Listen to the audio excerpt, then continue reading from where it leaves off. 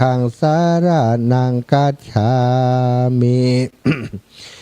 อิติปิโสภะคะวะอะระหังสัมมาสัมพุทโธวิชชาจารณะสัมปันโนสุขโตโลกาวิทูอนุตตโรปุริสัทธัมมะสารถิสัทธาเทวมนุษย์สานังพุทโธภะคะวะติสาวะคาโตภะคะวะตาธัมโมสันทิฏฐิโกอากาลิโกเอหิปัสสิโกโอปันนายิโกปัจจตังเวทิตาโพวินโยหิติสุปฏิปันโนภะคะวะโตสาวกสังโฆอุชุปฏิปันโนภะคะวะโตสาวกสังโฆยายาปฏิปันโนภะคะวะโตสาวกสังโฆสามิจิปฏิปันโนภะคะวะโตสาวกสังโฆยะทิทังจัตตาริปุริสายุขานิอัตถปุริสาปุคลาเอสาภะคะวะโตสาวกสังโฆอะหุนายโยปะหุนายโยทักขินายโยอัญชลิการะนิโยอนุตตรังปุญญเขตังโลกัสสาติกราบพระพร้อมกันเด้อสัทธาญาติโยมทั้งหลายกราบหนึ่งพุทธังวรันตังสิระสานะมามิกราบสองธัมมังวรันตังสิระสานะมามิกราบสามสังฆังวรันตังสิระสานะมามิสัทธาญาติโยมกราบพระไหวพระ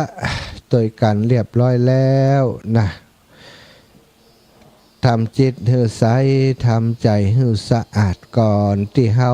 จะนำเรื่องราวดีๆเรื่องราวเป็นสาระเรื่องราวเป็นประโยชน์มาเป็นสนทนาอุจากันสิ่งที่เป็นสาระในชีวิตก็คือเรื่องราวของคุณงามความดีเรื่องราวที่จะเกิดเป็นคุณงามความดีก็อยู่ในเรื่องราวของศีลทานศีลภาวนาเนาะอยู่ในเรื่องราวของสามอย่างนี้สถาในช่วงนี้อีปอยอีแมททั้งหลายก็คงจะตั้งตารอคอยเพราะว่าได้รับฟังการจัดรายการออกรายการออกอากาศของอาตมาแทบทุกช่วงเนาะได้อูจาได้เอ่ยถึงกิจกรรมของครอบครัวคลื่นสีขาวซึ่งจะได้มีการทำการหล่อเตียนพรรษากันในวันที่21ที่จะถึงนี้อาตมาภาพเองในฐานะที่เป็นผู้ประสานงานกิจกรรมของครอบครัวคลื่นสีขาวตั้งจังหวัดลำปางโดยมอบหมายของท่านอาจารย์พระมหานพดลสุวรรณเมธีประธานสงฆ์เผยแผ่พระพุทธศาสนาจังหวัดลำปางซึ่งท่านอาจารย์ก็เป็นหนึ่งในเครือข่ายสายบุญครอบครัวคลื่นสีขาวได้จัดรายการในครอบครัวคลื่นสีขาวมาเมินมานานแล้วก็เป็นที่หู้จักของศรัทธาญาติโยมที่ฟังรายการต่างสถานีวิทยุเป็นอย่างดีแล้วก็มีครูบาอาจารย์อีกหลายรูปหลายองค์เนาะที่ได้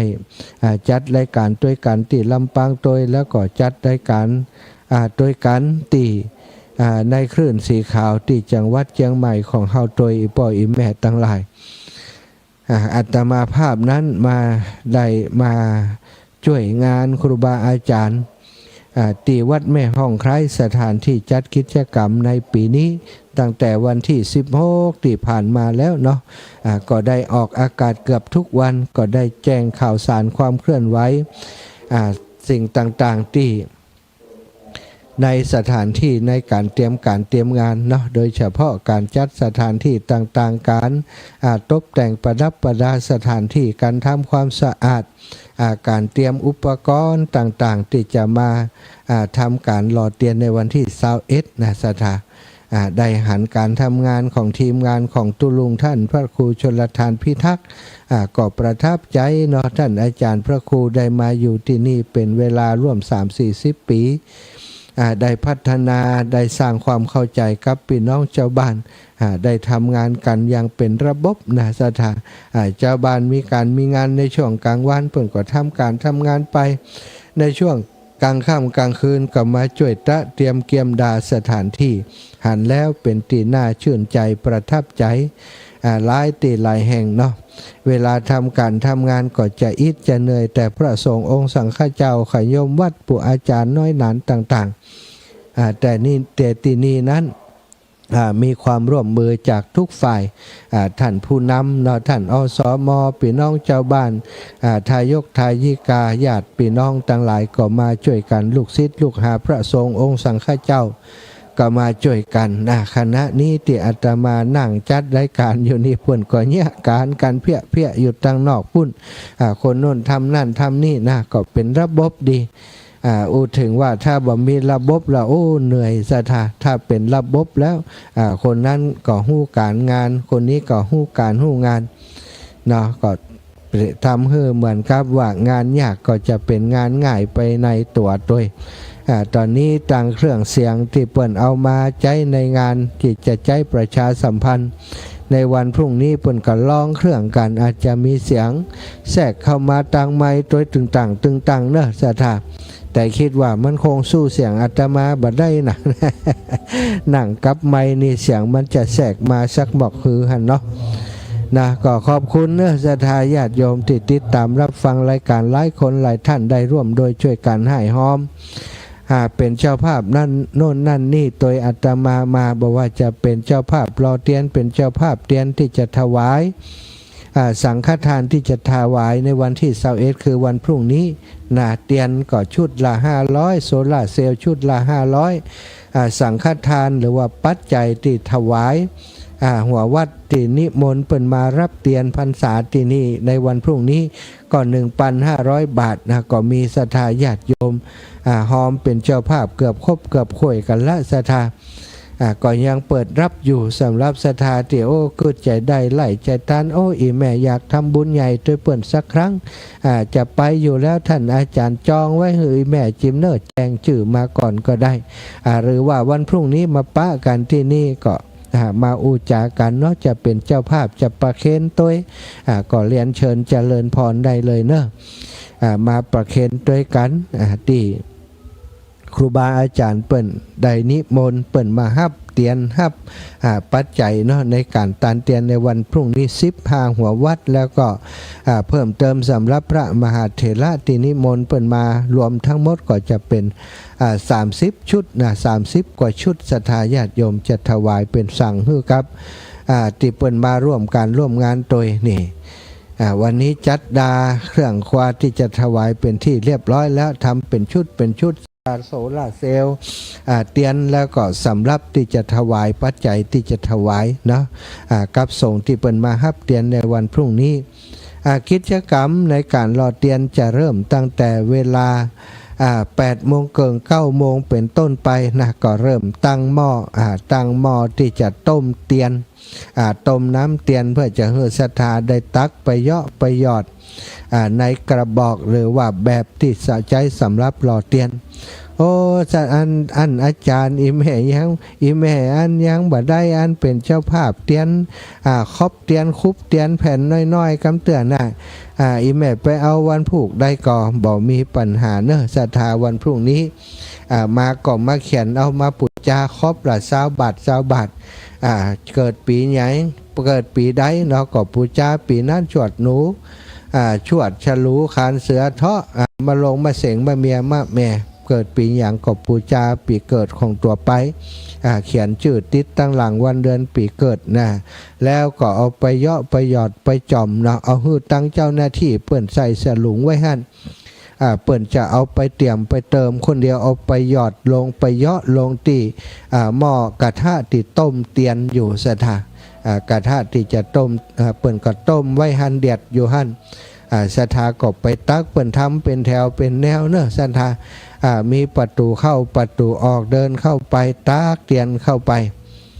เขาก็ตักน้ำเตียนเรียบร้อยแล้วก็เอาไปเยาะใส่เนาะทุกต้นยอดคือใด9 ต้นเป็นอย่างน้อยศรัทธา1 ก๊อกนั่นคือบันได9 ต้น 1ก๊อกคือมันได้9ต้นบาดเจ็บต้นละก๊อกนะ ถ้าต้นละก๊อกแล้วมันเดินหน้ากำกระถอยหลังมาตักแถมจะยุ่งคนอื่นซะท่าเฮาตักมา1ก๊อกก็เยาะต้นนี้หน่อย1ต้นนั้นหน่อย1ต้นนั้นหน่อย1ได้9ต้นนี่ต้องมีสมาธินะเยาะหนักไปก็ต้นต่อไปบ่ได้ มดที่ไหนที่หั่นแล้วก็เอากระบวยไปวางไว้ในตะกร้าที่เปิ่นเตรียมไว้แล้วก็เดินออกไปถ้าเฮาเดิน ย้อนไปย้อนมามันจะขี้เตียนน้ำเตียนมันฮ้อนเนาะสถาไปโจรกันไปเต้าไปตุบไปต่ำกันเนี่ยมันก็จะหกเลี่ยลาดหรือว่าหกใส่ตัวเฮาหกใส่ตัวคนอื่นอันนี้ก็บอกกันไว้ก่อนแต่ว่าวันพรุ่งนี้ จะมีฝ่ายเจ้าหน้าที่เปิ่นคอยประชาสัมพันธ์บอกฮึนะอันนี้เนอตักยังอีเนอยังอียังอีเนออีนะเนาะก็มาขอกันเป็นตามม่วนเนอะ ตอนนี้ พี่น้องเจ้าลำปางก็ตื่นตัวกันเยอะนะจะเดินทางมาที่วัดแม่ห้องไคร้วันนี้หลวงพ่อท่านพระครูอุดมศิริทัศน์เดินทางมาจากลำปางมาเป็นกำลังใจให้ทีมงานกันนึกว่าวันผูกบ่มาเห็นละก้ามาวันนี้อีนะถามไปถามมาว่ามาสำรวจเส้นทางวันผูกนี้จะปาสถามา2ตู้2ลำรถตู้ออกจากบรรทัดสมปล่อยมา2ลำรถตู้หลวงพ่อก็เลยมาสำรวจเส้นทางว่ามาทางใดที่ใกล้ที่สะดวกมาอย่างใดเนี่ยเพื่อความเรียบร้อยนะหลวงพ่อเป็นนักวางแผนนะมาวางแผนมาพอเส้นทางจะปาสถาญาติโยมไปแอวที่ไหนทางใดพ่องในวันพรุ่งนี้ก็ได้หันเรียบร้อยแล้วเนาะส่วนต่างมาตังสันกำแพงถ้าลำปางเนาะสถาปล่อยแม่ฟังแหมรอบก็ได้ ถ้าเขาปักมุดว่า สุมาอภัยเนี่ย ถ้าเขาปักมุดว่าวัดแม่ห้องไคร้นะมุดนี่หมายความว่ามันเป็นแผนที่การเดินทางบัดเดี๋ยวนี้เปิ่นว่าแมปหรือว่าแผนที่การเดินทางของ Google นั้นเปิ่นจะมีแอปเปิ่นอยู่ซะท่าแอปการเดินทางนี่เฮาปักมุดถ้าเฮาพิมพ์เข้าไปว่าวัดแม่ห้องไคร้ตำบลแม่โป่งอำเภอดอยสะเก็ดจังหวัดเชียงใหม่มันจะปาเฮามาทางถนนซุปเปอร์นะยาวสุดปิดมาเข้าติเพะนะเลยถนนที่ถนนแก้วนวรัตน์นะตัดเข้าสันทรายแล้วก็ตัดเข้าดอยสะเก็ดตัดเข้าดอยสะเก็ดผ่านวัดพระธาตุดอยสะเก็ดมาติเขื่อนแม่กวางเลี้ยวขวาเข้ามาเลาะคันชนประทานแล้วก็เข้ามาที่วัดแม่ห้องไคร้นะซึ่งทางสายนี้มาได้ก็อาจจะมากุฏเตือกกับมาสายเนี้ยนะมันสะดวกอย่างหนึ่งแต่ทีนี้มาเช็คระยะทางแล้วถ้ามาสายนี้กลับไปทางสายสันกำแพงมาทางแม่อ่อนเนี่ยทางนั้นซ้ำไกลกว่าสถาใกล้แล้วก็ใกล้แล้วมันปลอดภัยกว่านะก็เลยคิดว่าถ้าสถาจะมาทางนี้น่าจะสะดวกกว่า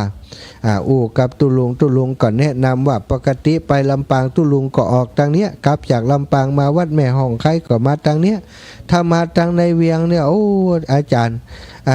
ห่างกันเวลาที่ถึงห่างกันประมาณ30นาทีวันเนาะก็เลยขอแนะนำถ้าศรัทธาฟังอยู่นะฟังอยู่ตรงนี้เดี๋ยวก็จะบอกให้ทางในกลุ่มไลน์ของรถตู้ในทีมงานที่จะมาตัวในวันพรุ่งนี้ว่าให้ปักมุดมาที่บ่อน้ำร้อนนะบ่อน้ำฮ้อนแม่ออนนะบ่อน้ำฮ้อนแม่ออนเนอะมันจะปามาติบ่อน้ำฮ้อนนะแต่มาถึงบ่อน้ำฮ้อนก่อนจะถึงบ่อน้ำฮ้อนสัก2กิโลศรัทธาก็ปักมุดแถมใหม่ปักมุดมาวัดแม่ห้องไคร้กำนั้นก็จะตรงเข้ามาแม่ห้องไคร้ทำไมต้องปักมุด 2-3 รอบถ้าเขาบอกปักอย่างศรัทธาถ้าปักวัดแม่ห้องไคร้เลยนี่มันจะปาไปทางปุ้นอ้อมไปทางถนนซุปเปอร์นะยิงจากสันทรายก็มาดอยสะเก็ดทางที่จะไปทางเชียงไฮ้เนี่ยทางนั้นมันสะดวกว่ามันเป็นทางหลวงทางสายใหญ่แต่ว่ามันจะไกลกว่ามาทางนี้นะ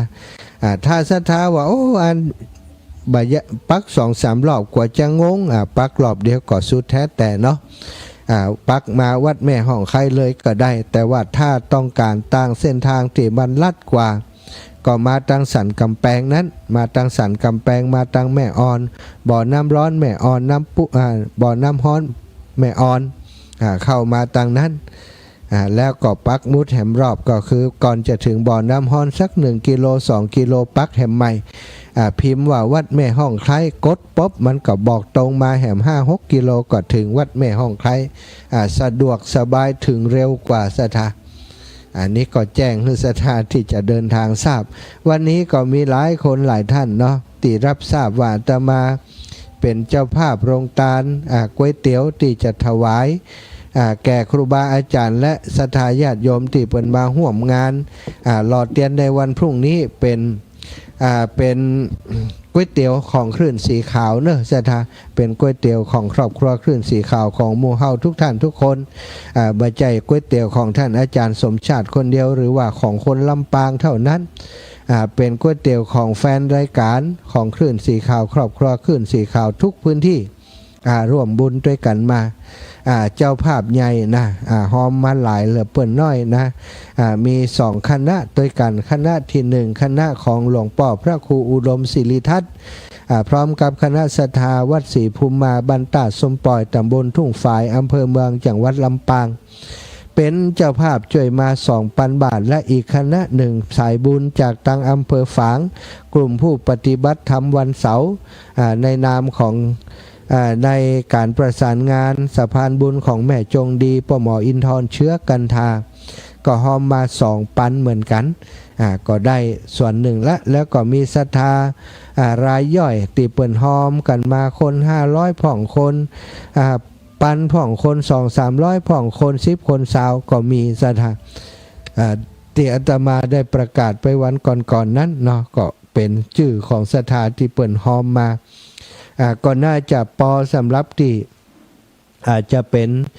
ค่าใช้จ่ายในการฮื้อตังเจ้าของก๋วยเตี๋ยวเปิ้นได้ปรุงก๋วยเตี๋ยวได้ทำก๋วยเตี๋ยวฮื้อเนาะเปิ้นบัดคิดกำไรอย่างสักอย่างศรัทธาขอสตังค์ที่ได้มาปอซื้อวัสดุก็ปอเนาะ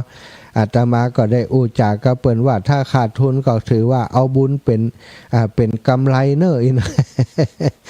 ถ้าขาดทุนก็เอาบุญเป็นกำไรกันแล้วกันเนาะถ้ามันบ่ได้กำไรก็เอาบุญเป็นกำไร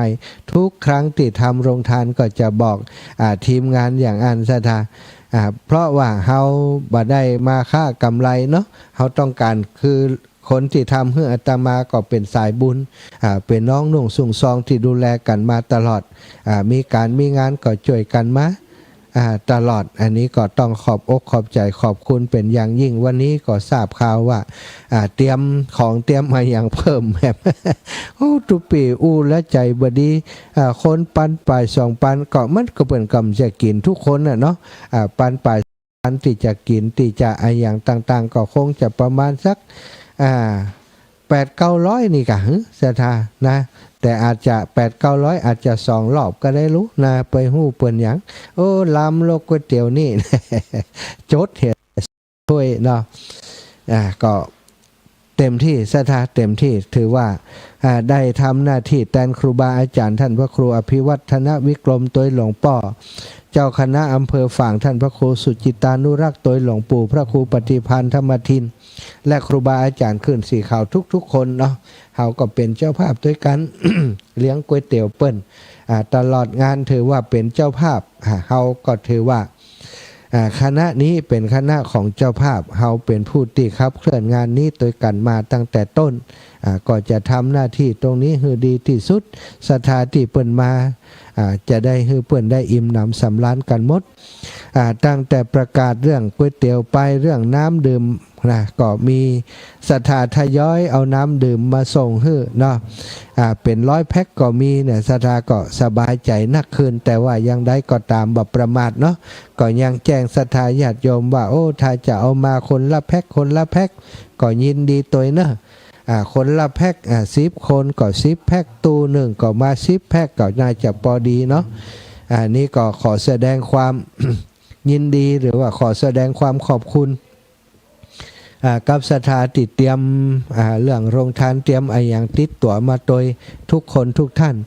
โยมน้องสมจิตบันฟ่อนลำปางอันนี้ก็สายบุญที่มีความตั้งใจเนาะในการร่วมกิจกรรมทุกครั้งอาตมาทำกิจกรรมกิจการงานบุญที่วัดบรรพตสถิตโยมน้องและคณะศรัทธาแฟนรายการวิทยุที่จังหวัดลำปางบ้านผ่อนบ้านตาบ้านศาลาหลวงเนาะได้เอาโรงทานไปจ่วยทุกครั้งศรัทธาเอาไปจ่วยทุกครั้งบ่เคยขาดเลยอันนี้ที่วัดแม่ห้องไคร้นี่ได้ข่าวว่าเปิ้นจะเอาข้าวเหนียวหมูปิ้งหมูทอดนะมาประมาณ100-200 ชุดนะแล้วก็ศรัทธาท่านอื่นๆแม่บัวขี้เขาแม่ท่านนอมเขาแม่น้อยเขานี่ก็จะทำกับข้าวกับป่ามาถวายครูบาอาจารย์ตัวก็ต้องขอบคุณเป็นอย่างสูงเช่นเดียวกันงานกิจการงานบุญเนาะอย่างนี้มันเกิดความสมัครสามัคคีกันหลายอย่างนะศรัทธาเรามีความสบายอกสบายใจกันหลายอย่าง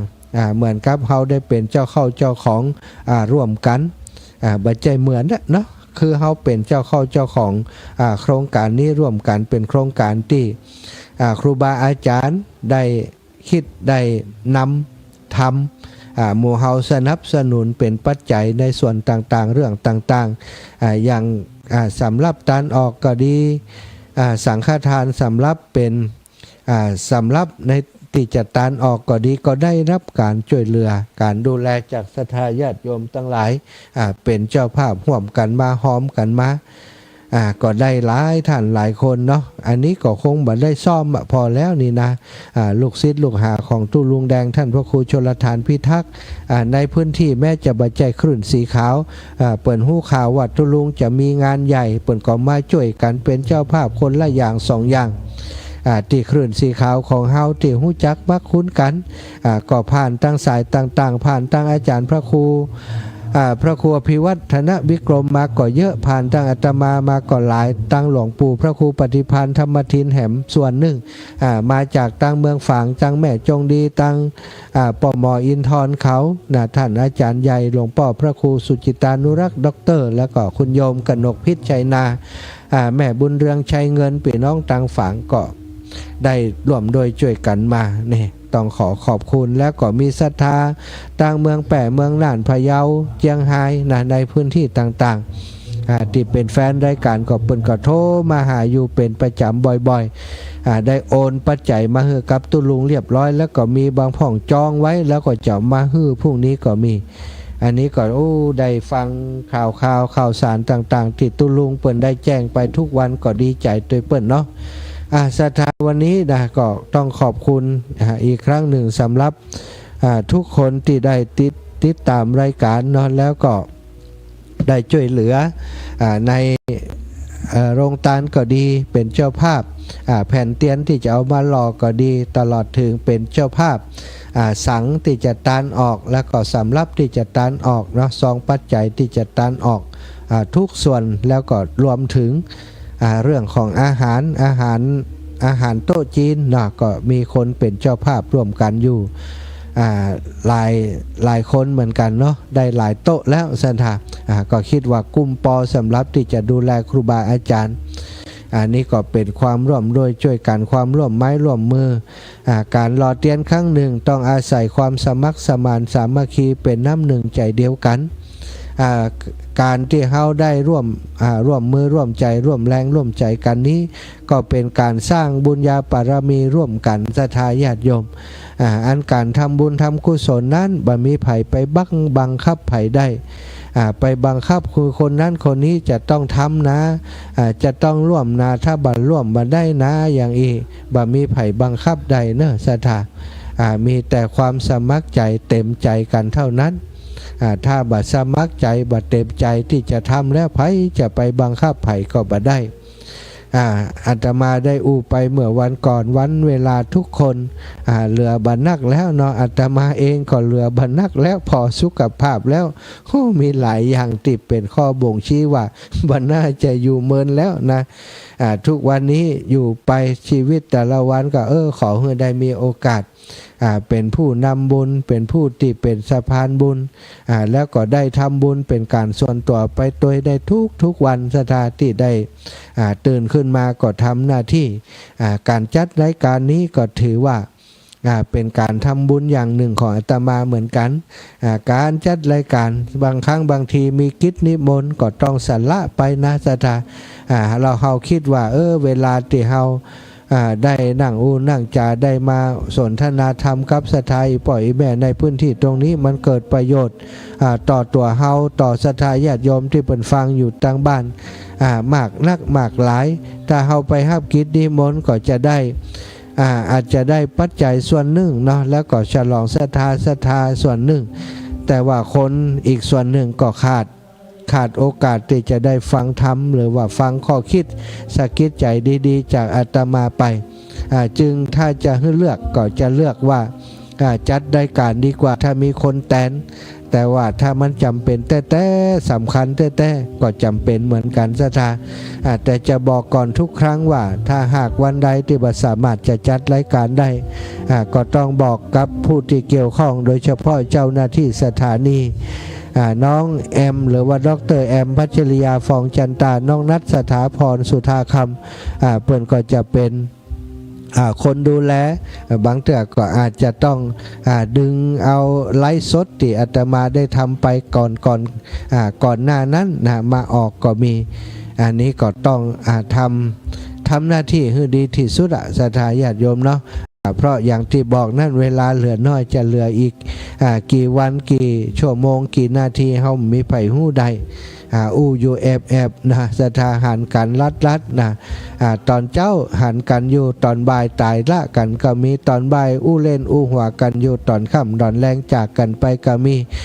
ค่ำแรงมากินข้าวด้วยการแจ้งบ่เจ้ามาคนหนึ่งตื่นคนหนึ่งบ่ตื่นก็มีได้ทุกอย่างเนาะศรัทธาญาติโยมตอนนี้ดูเวลาแล้วนะก็มีศรัทธาโทรเข้ามาเสียงไปถึงเมืองเจียงไฮ้พุ่นกะได้ยินถึงเจียงไฮ้กะว่าสาท่านหาเจ้าแม่อันไหนอันนะที่สี่แฮกเนอร์อีแม่จะเอามาตัวเนาะอันรถอันนักอาจารย์น่าจะไปตัวเจ้า14 แพ็คกะ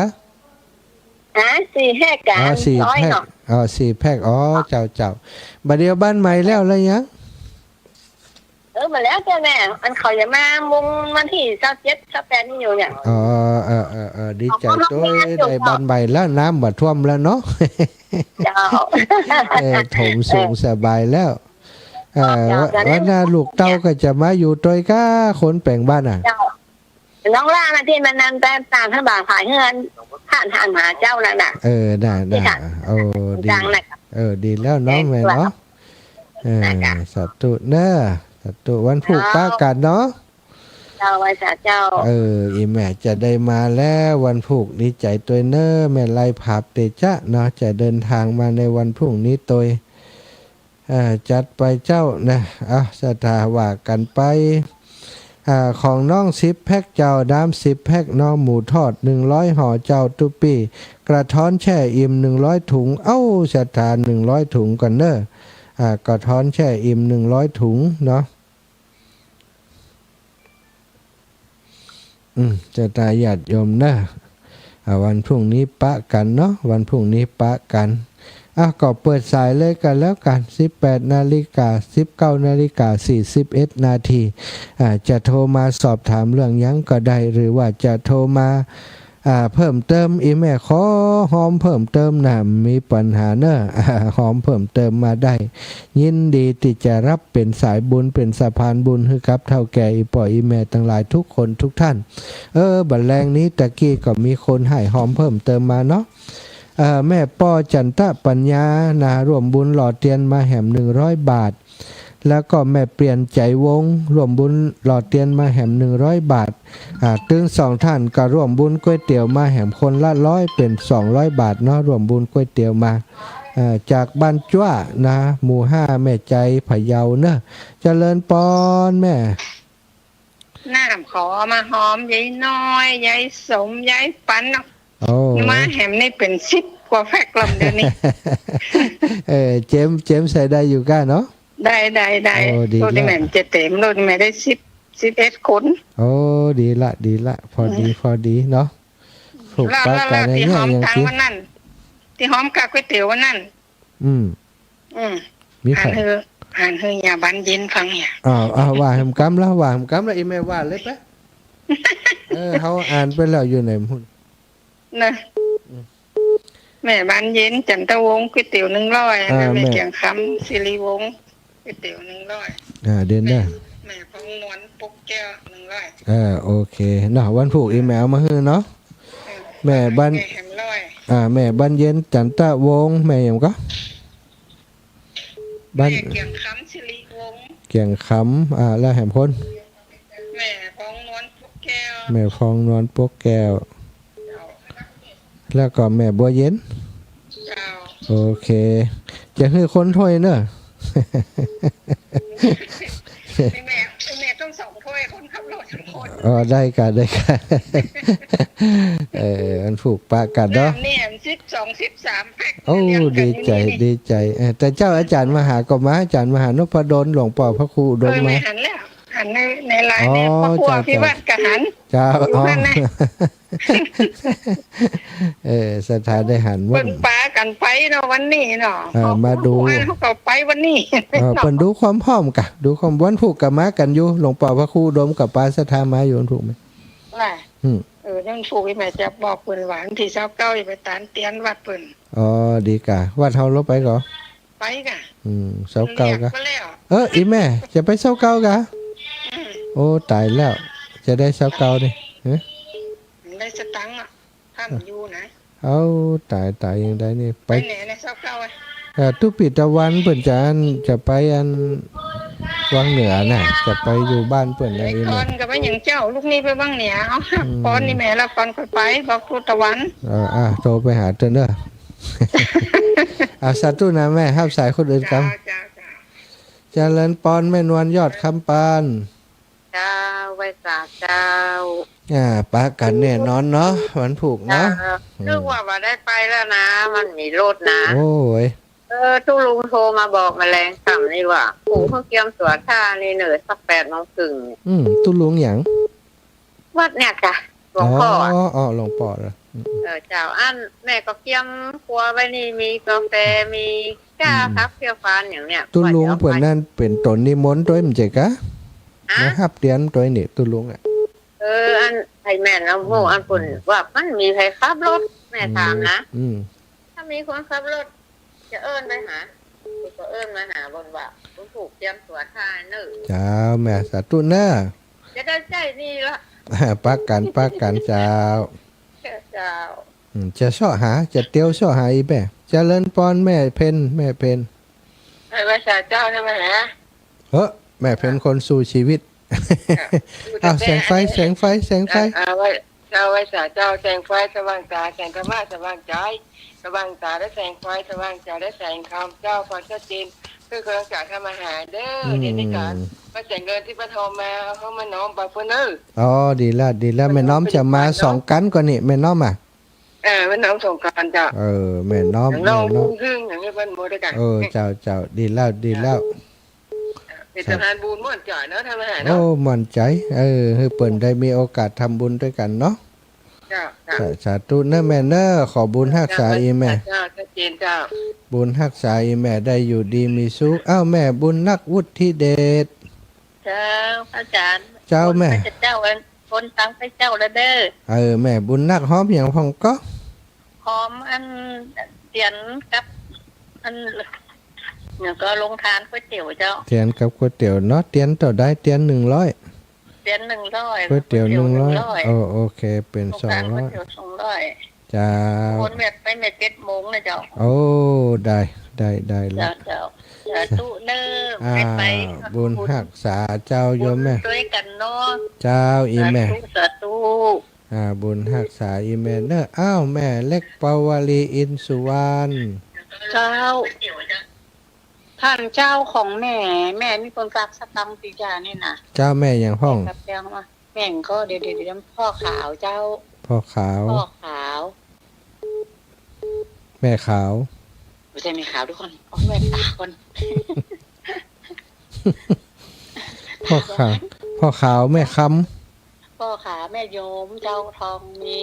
ำแม่โยม พ่อขาวแม่โยมกองมี กองมีเจ้า 100 บาท เจ้า ทำบุญหล่อเทียนเจ้า รอเทียนเจ้า เจ้าแล้วของแม่ก็เป็นก้าก๋วยเตี๋ยวผู้ซ่อหาคนเดียวเด้อ ชอหาถึงจำหน้าได้ เจ้าไม่สายเจ้า ฝ่ายที่นี่นี่จำได้ดีเจริญปอนแม่ เจ้านักการเจ้าอาจารย์ อูรถ ตก นี่ ก็ นะ เจ้า ฮะฝนตกเจ้าตอนหัวค่ำสักกำน่ะลมแห้ง ฝนตกก็เจ้าแต่ละปูนี่แมลงนี่เอาเหมือนกันเนี่ยเจ้า โอ้แหละตังเพ่อันกาถาดี เจ้า เจ้าวัน พ พุ อไม่น้อยอันน้ำไปเผื่ออืม โอ้จะได้กี่แพ็ค มันเป็นยัง เจ้า นั่นแม่น้อยแล้วเนาะ เจ้าถามไม่น้อยละเจ้า ดีแล้วปะกันเนาะ เจ้า สาธุแม่ ดูแลสุขภาพเลยนะเจ้า ขอบคุณเจ้าแม่ เจริญปอนอีละ เจ้าจะปีเพิ่มของแม่นวลแก้วเดียวจ้ะ ฮะหลายแก้มได้ แม่ กะ จันนวลแก้วเดียว แม่จันนวลกะ แม่จันนวลแก้วเดียวนามสกุลแก้วเดียว จันนวลแกเดียวหลายแก้มมีล่ะ เจ้า100เนี่ยมันอย่างนี้ รอเทียน รอโอเค แล้วก็ของพี่พินบ้านผ่อนแต่หู้นามสกุลเอาบ้านผ่อนไปก่อน พี่ฟินนะบ้านผ่อน เจ้า100อืม แล้วพอเส้นก๋วยเตี๋ยวเอาไปเพื่อไปติ๊กคุณล่ะ เฮือไผก็ได้อีละ พี่เอาไป เอาเฮือปีก็ได้ปีกินคนเดียวเอามาเลย 10 กิโลกินเชี่ยงเหรอ 10 กิโลได้หมดอะ ลูกกินนี่เป็นสตางค์เนาะ ได้ได้ หมักก็เป็นสตางค์แบบ ได้ แล้วก็บัดต้องเสียมนี่ข้าวเหนียวหมูปิ้งข้าวเหนียวทอด มันต้อง เอา ขอ ไว้ที่น้องนี่ก่อน ต้องขอเป็นสตังค์เนอะ เจ้าโอเค จะ เจ้า ไปซื้อ เจ้าสาธุเจ้า อ้าวพี่น้องบ้านฝ่อนเนอะสะพานบุญบ้านฝ่อนหล่อมแรงแข่งขันช่วยกันมาตลอดเนาะขอบคุณเนอะขอดูตังลายสักกรรมเนาะบางคนเปิ่นกดตักมาตังลายหอมมาตังลายก็มีนะหลายคนหลายท่านแม่เพ็ญศรีทรงศรีสกุลประตูมาโอ้โหอีแม่สบายดีกว่าเฮาก็ตึมได้โทรหาอีแม่เนอะขอสุมาอภัยตัวโยมแม่โอนตังส่งสลิปบอกเป็นเจ้าจะเป็นอย่างก็จะ โยมแม่ได้โอนกับไว้สาเจ้าขอร่วมบุญหลอดเทียน300โยมแม่จำเลขบัญชีบ่ได้ อยู่ลำปางเมินขอเลขบัญชีตัวเจ้าได้เนอะ5363095491กรุงไทยเอาละอีแม่แม่บุญศรีทรงศรีสกุลนะอันนี้ก็สายบุญสั่งสมบุญด้วยกันมาตลอดแม้จะมีปัญหาเนาะนานาประการหลอบข้างแต่ก็มีเวลาก็ได้ปลีกตัวมาร่วมบุญร่วมกุศลด้วยกันนะต้องขอบคุณเนอะแม่บุญศรีทรงศรีสกุลบ่ได้ติดตามกันเมื่อนานอันละใครจะโทรมาแหมมีเวลาแหมเล็กน้อยนะ1951แล้วแม่บานเย็นจันตะวงศ์ได้ยินแล้วยังอ่านแล้วนะ เจ้าแม่บอกแล้ววันพุธแม่หอมก๋วยเตี๋ยว100นะท่าน นะคะตะกี้ประกาศแล้วได้ยินกว่าจ้ะ เจ้าแล้วก็นั่นอีแม่ที่รอเลี้ยงอีแม่หอมแล้วหนองก็นั่นนะ เจ้า100เจ้า ลุงพูดแม่ก็ไปด้วยกันเนี่ยเนาะ โอ้ดีกะ เจ้าแม่ไปวันพุธนี่นะ นั่นเนอะม่วนเพื่ออากาศเย็นสบาย เดี๋ยวเจอกันนอนพุธนี่เนาะท่านเนาะ เจ้าโยมแม่ เจ้าไปสาเจ้า โยมแม่บัวเย็นบานเย็นจันตะวงศ์นะแล้วก็โยมแม่จินดาสายสุภา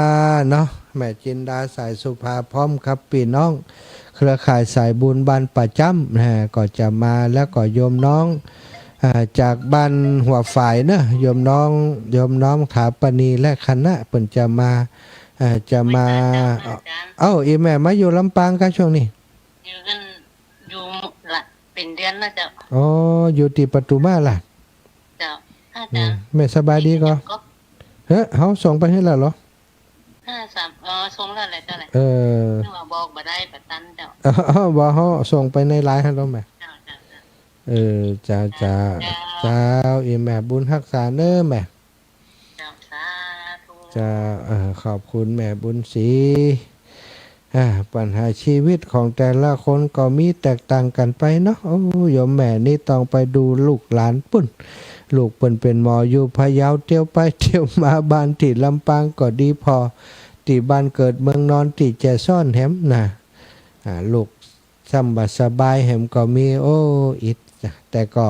เป็นคนสู้ชีวิตเป็นคนที่มีความนักแน่นเป็นคนที่มีความอดทนขอเป็นกำลังใจให้แม่นะขอบคุณพี่น้องบันหม่อนหินแก้วต้อยยมน้องลาวิมาลาอันนี้เป็นสายบุญโตไข่ฮือมาเอวหันกันปะโตลาวิมาลาเนี่ยอยากจะให้เปิ้นมาหันสักครั้งเปิ้นห้อมบุญห่วมบุญไปตลอดนะสายบุญสะพานบุญของเปิ้นก็มีเครือข่ายเยอะนะทางบ้านหนองแหวนด้วยหม่อนหินแก้วด้วยแล้วก็บ้านวังพร้าวด้วยขอบคุณแม่หยาดตุมมาเนอแม่หยาดตุมมาแสนอินคัมอันนี้ก็ได้ร่วมบุญร่วมกุศลเนาะเอาปัจจัยส่งให้ตุลุงเป็นที่เรียบร้อยเปิ่นอ่านไปแล้ววันก่อนเนอะข้อมูลบอยู่ที่อาตมาแล้ว บ่สามารถจะอ่านย้อนหลังได้แล้วเนาะที่ลำปางก็ได้อ่านให้ปล่อยแม่ได้อนุโมทนากันไปแล้วที่มาถึงเชียงใหม่ไปแล้วก็ฝากถึงตุลุงแล้วก็ฟังจากตุลุงอย่างเดียวแล้วเนาะคำนี้นะวันพรุ่งนี้นะถ้าไผมีปัญหาเรื่องเส้นทางกาอะไรอย่างกาต่างๆนะก็โทรมาหาได้เนาะพยายามจะเปิดสายจะรับสายถึงบ้านแล้วยังยายพร แล้วมาถึงแล้ว จ้าไม่เห็นเลยแม่โป่งอ่ะผมเยอะ ยายพรนั้นตัวจริงครับอันในเสียงนี่เหมือนกันเนาะ ยังไง เสียงนี่สีจะเป็นคนอ้วนนะ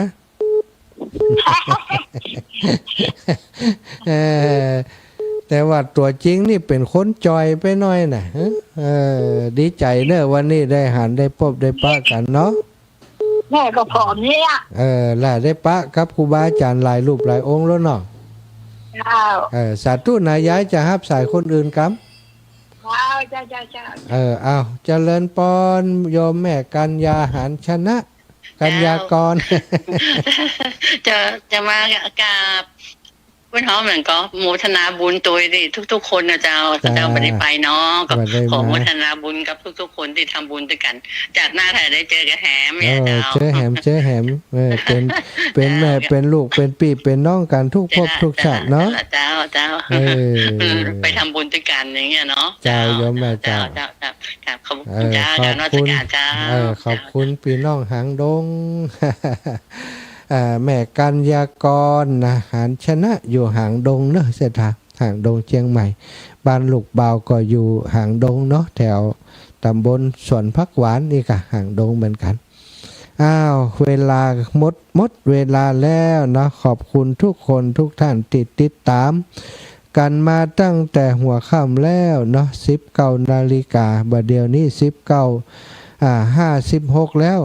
จะ20 นาฬิกาแล้วเนาะก็ได้เวลาที่จะต้องลาการเพียงเท่านี้เนาะขอความสุขความสัสดีจงบังเกิดมีแก่ศรัทธาสาธุชนทุกคนทุกท่านติดตามรับฟังรายการสาระธรรมยามค่ำในค่ำนี้ในแรงนี้ศรัทธาอีป่ออีแม่ทั้งหลายทุกคนทุกท่านอยู่ดีมีสุขอายุมันขวัญยืนเน้อขอบคุณแม่บุญศรีทรงศรีสกุลติ้งต่องถึงเรียบร้อยแล้วเนาะอยู่ดีมีสุขเหมือนกันเน้อโยมแม่จัตตารโอธรรมาวะทันติอายุวันโนสุขังพะลัง